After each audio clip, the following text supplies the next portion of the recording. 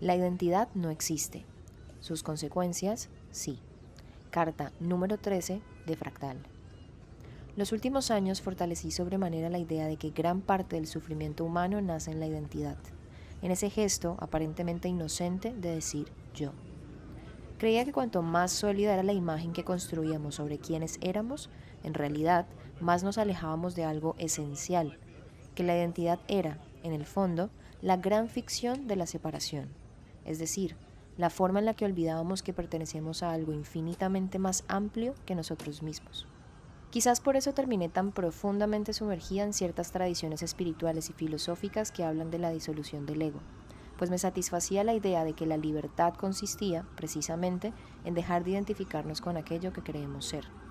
Durante mucho tiempo asumí que ese era el camino: desprenderse de las etiquetas, atravesar las narrativas personales, recordar que ninguna identidad podía contener realmente la complejidad de una vida.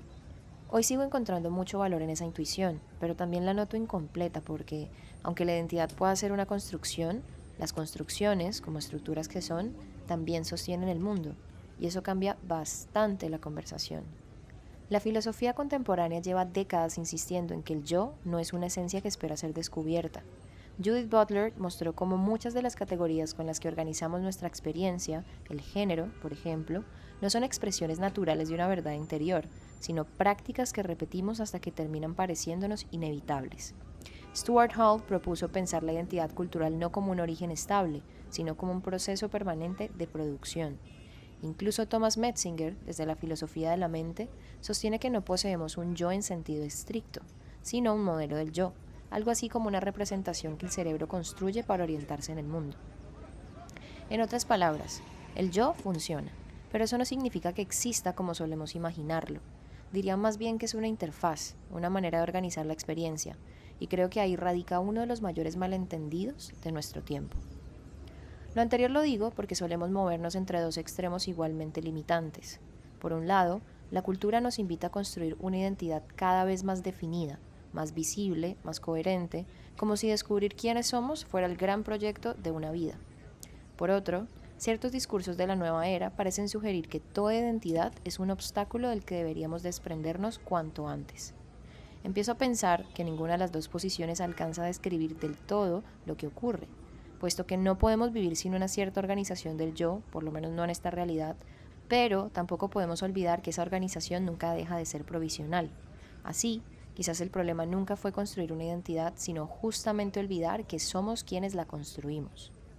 Desde ese lugar, empezamos a defenderlo todo como si fuera naturaleza, como si hubiera estado ahí desde siempre, e incluso como si cualquier cuestionamiento hacia ese yo fuera un ataque contra nuestra existencia misma. Jean Baudrillard decía que vivimos rodeados de simulacros, representaciones que dejan de remitir a una realidad previa y terminan convirtiéndose en la propia realidad. Algo parecido ocurre con la identidad. Repetimos durante tanto tiempo una determinada versión de nosotros mismos que, en algún momento, olvidamos que también fue una narración. La representación sustituye entonces a la experiencia. Dejamos de interpretar un personaje para empezar a creer que siempre fuimos él.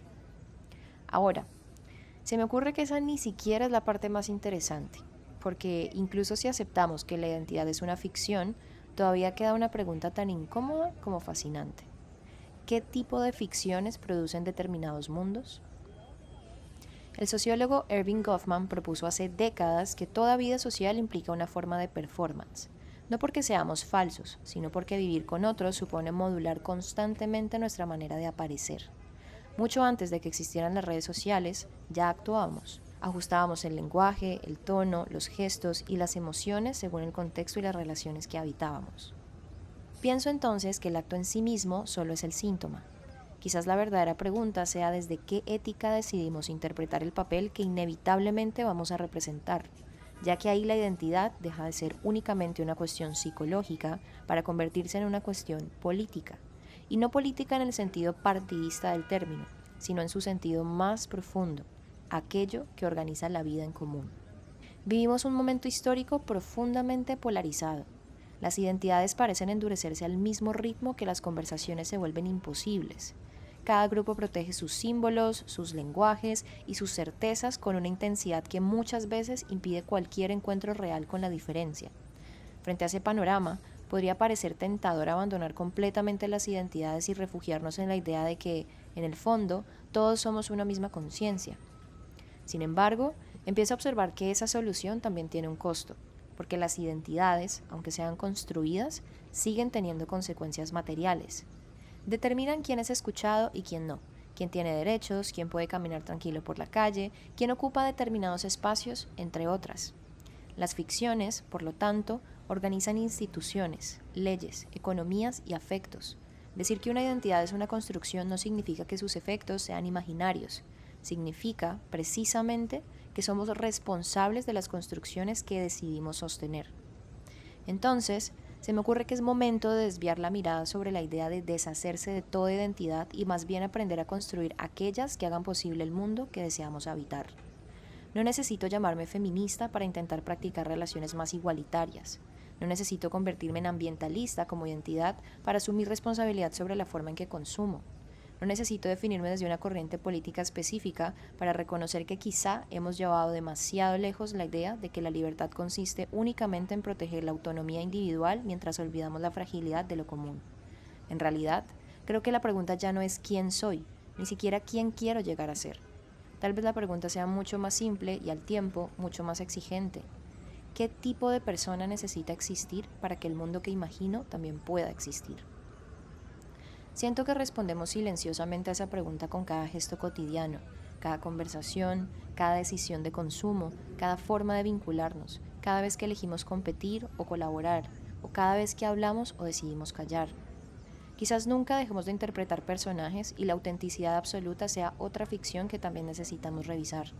Pero eso no vuelve irrelevantes las identidades, al contrario, las vuelve profundamente responsables, porque si el yo es una construcción, entonces también puede convertirse en una práctica ética, relacional y política. Y quizás esa sea la libertad más interesante que tenemos, la de no olvidar nunca que aquello que llamamos yo también es una forma de cuidar o de deteriorar el mundo que compartimos.